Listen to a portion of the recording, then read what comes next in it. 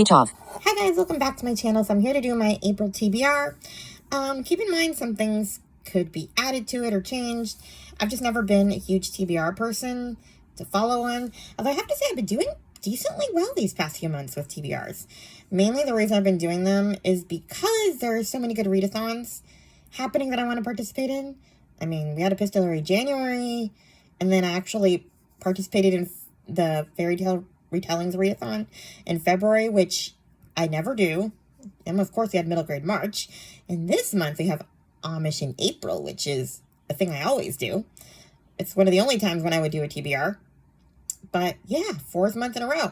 I think May will probably be the month that I don't do one. Well, I don't know. I can't remember what happens in May. But yeah. So this is my TBR for April. I'm still waiting on Book Lover Amanda's Southern Charm readathon.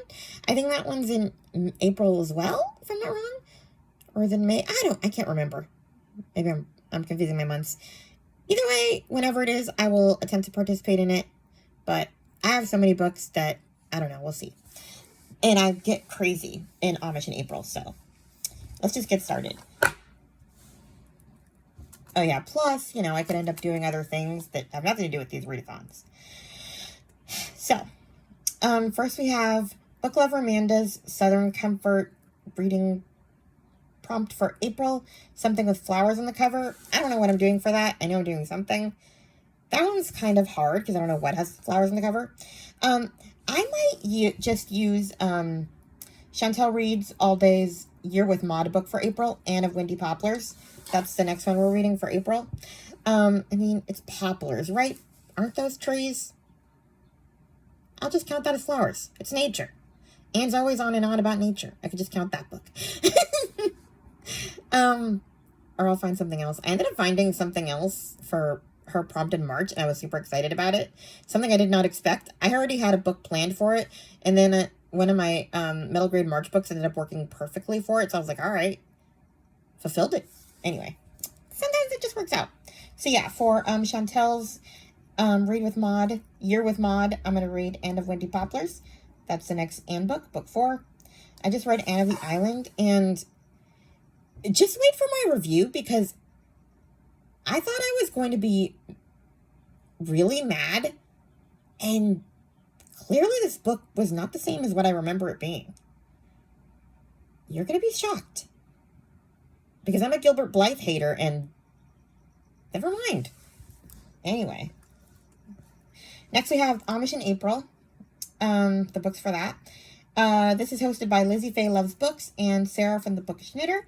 They're doing this theme of ABC 1, 2, 3, so you can kind of work with that however you want to. I'm just not going to bother because I don't think I have anything that,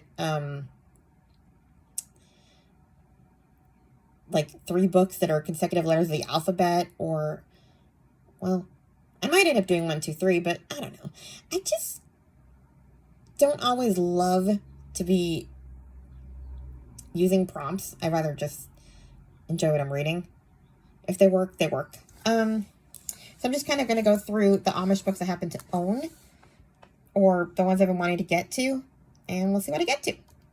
So, first we have the last Cindy Woodsmall that I've been wanting to read. It's called Yesterday's Gone.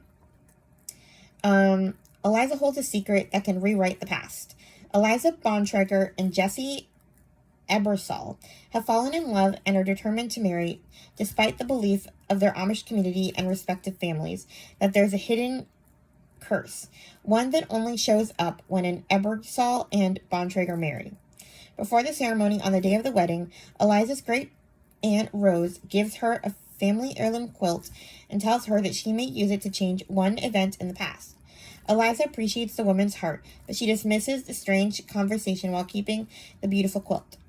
Several years later, mourning the loss of their 3rd child, Eliza discovers her inability to deliver a healthy baby is genetic.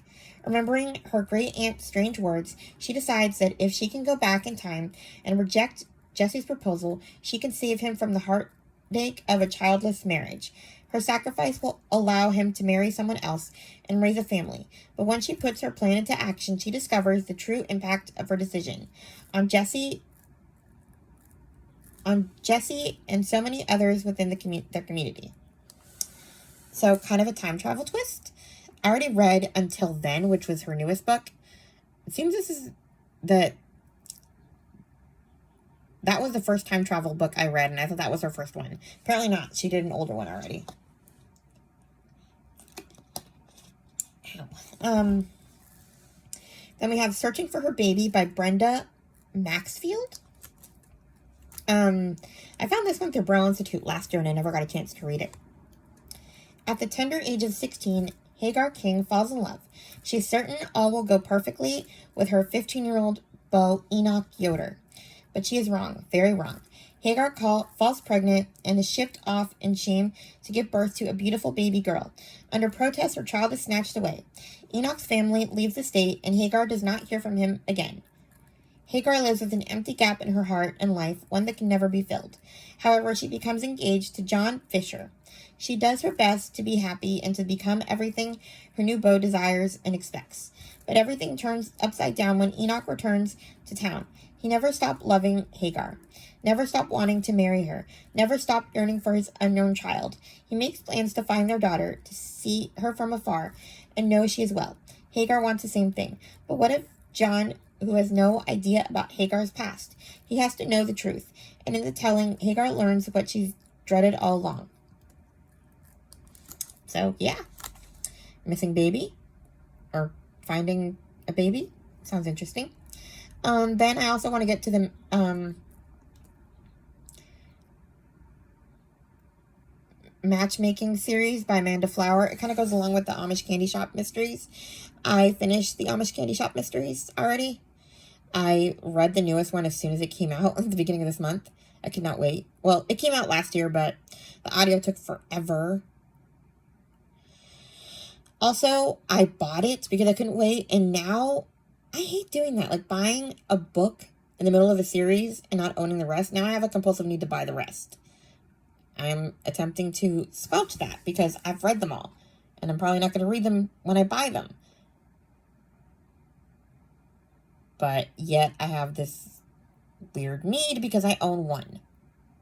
I read the rest on Hoopla. No, on Audible. Like when they were on Audible Plus. Now they are not. A lot of them. Anyway, I'm going to read the adjoining series. So the first one's called Matchmaking to Be Murder. When widowed Millie Fisher moves back to her childhood home of Harvest, Ohio, she notices one thing right away. The young Amish are bungling their courtships and marrying the wrong people. Still quilt making by trade, Millie has nevertheless stitched together a few lives in her time, with truly romantic results. Her first mission, her own niece, widowed gardener Edith Hochstetler, recently engaged to rude, greedy Zeke's Miller. Anyone can see he's not one for such a gentle young woman, especially Edith herself.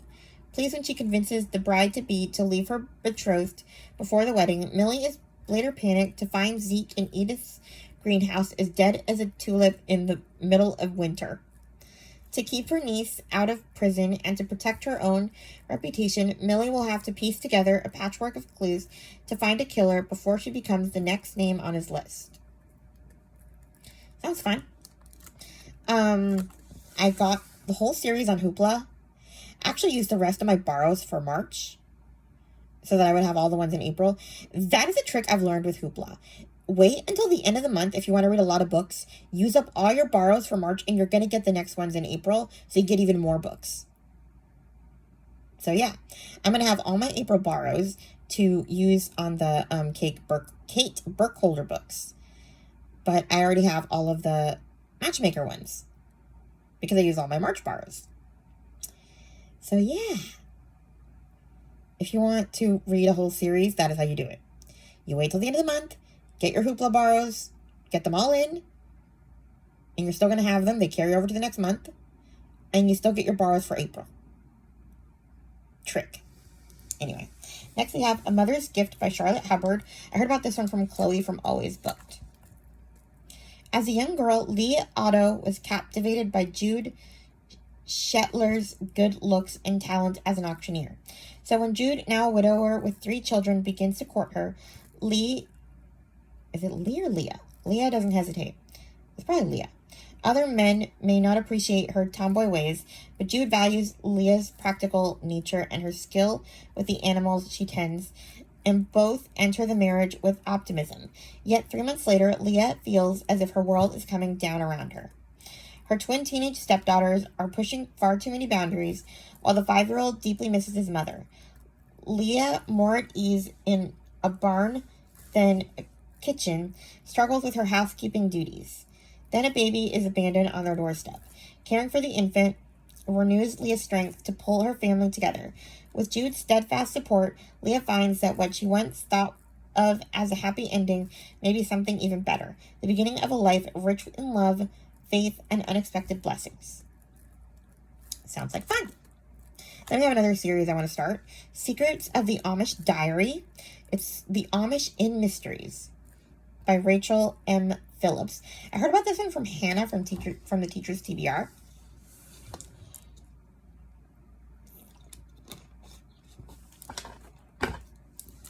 So, the people of Pleasant Creek are delighted to welcome Liz Eckhart to their picturesque country town as she reopens the old mansion inn bed and breakfast. But a new start and a simpler life aren't the only reasons Liz is setting down roots in the heart of Indiana's Amish community. She is quietly embarking on a quest to find answers about her late mother's secret life growing up Amish. Becoming the town's new innkeeper helps Liz ingrain herself among the townsfolk while searching for the truth about her Amish relatives. That is, until she finds herself in the middle of the mysterious murder of one of the inn's guests. Is there a connection between the death of her troublesome lodger and the truth about her long-lost family? I don't know, but I want to know. And apparently there's a lot of books in this series. That's another series I'm going to have to buy because I already bought book 1, if I like it. That I can resist buying other books in a series if I don't like book 1. Then I can do it. But if I'm in the middle of a series and I somehow buy one because I can't wait, and then I have to buy the rest. Anyway, you don't care about that. Next we have one that I've always wanted to read since I found Elizabeth's channel. She's talked about it a few times. The Half-Stitched Amish Quilting Club by Wanda E. Brunstetter. It's finally on audio. I don't know when it came out on audio. It wasn't when I first heard about it, but now it is. Join the club of unlikely quilters who show up for Amish widow Emma Yoder's quilting classes. A troubled young woman, a struggling couple, a widower, a rough and tough biker, and a preacher's wife make up the mismatched lot. But as their problems begin to bind them together like the scraps of fabric stitched together in a quilt, they learn to open up and lend a helping hand. Is this what God had in mind to heal hurting hearts and create beauty from fragments? Then we have the Annie's People series by Beverly Lewis. Chloe recently read this, and it sounded good, but I wanted to save it. And I haven't read a Beverly Lewis in a bit. I've only read the Shunning series and the Redemption of Sarah Kane, the Redemption of Sarah Kane, I think it's called. I actually saw the movie for that, too, recently. I wanted to see the movie. I haven't read the book in a while, but I wanted to see the movie because I'd only seen part of it on Hallmark. That movie is so weird. Like, completely different from the book. They really sensationalized it. Anyway, so yeah, I want to read the Annie's People series.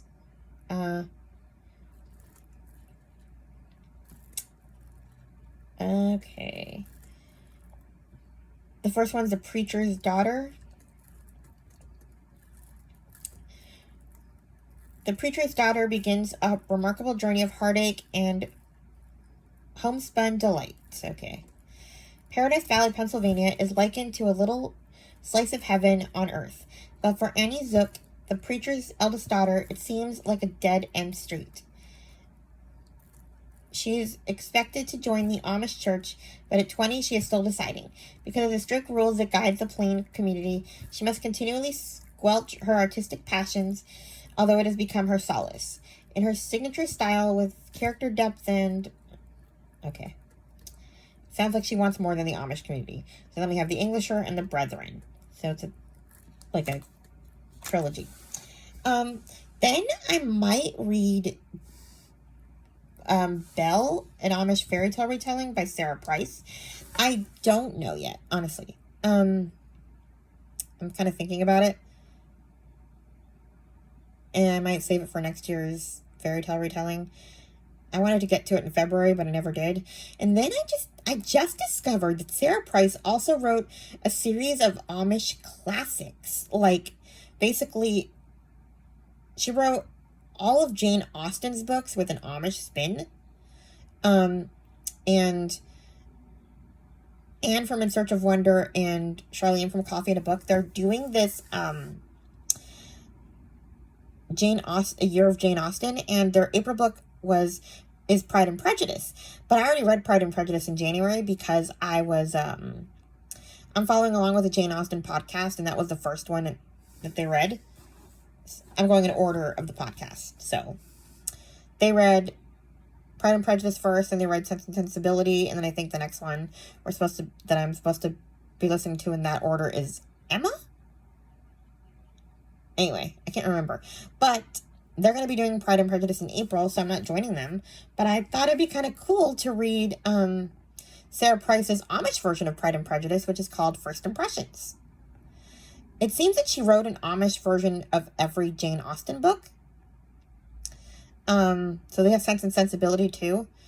I did not find any of those on audio, but I did find at least in the Audible. But I did find them on audio through Brow Institute, at least the first 3. It's a set of the first 3. So I'm interested in reading First Impressions. So we'll see if I like it. And then Belle is the only Amish fairy tale that they have on Audible. But there's 2 other ones that Brow Institute has, so we'll see which ones I get to. Maybe we'll get to any of them, who knows? Because I have a lot. And I also wanted to do something that Becca Books and Bistro does, or would be her second year. She does, she reads books about the Titanic in April, and I have 2 books from the Titanic that I've been saving for just this occasion. So first we have The Last Passenger by Frances Quinn. I've been hearing about this one forever. I heard about it from Krista first. And like I said, I've been saving it for April. In the chaos of that terrible night, her secret went down with the Titanic. But secrets have a way of floating to the surface. Trapped in an unhappy aristocratic marriage, Eleanor Coombs sees only lonely days ahead of her.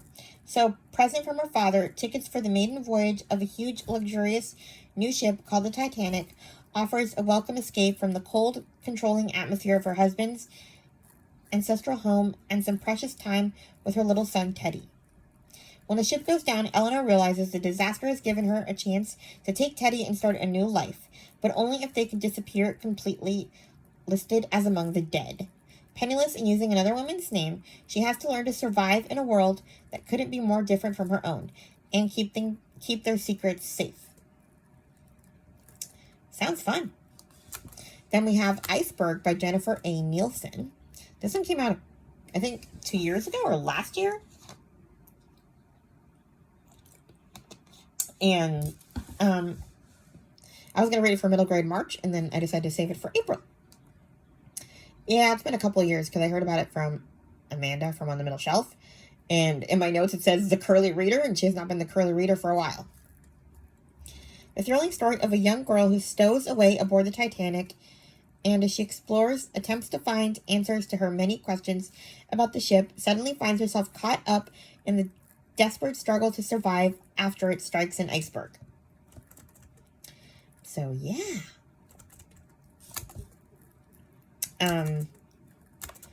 That is the other Titanic book I have. And that is everything I have so far for my TBR. I'm sure I'll read other things too. I also want to, continue with the Kate Burkholder books. I'm on book 11. So we'll see. And yeah, I don't know. We'll see what I get to other than that. So yeah, please like, comment, and subscribe, and I will talk to you guys in my next video. Bye. Speech on. Stop recording video.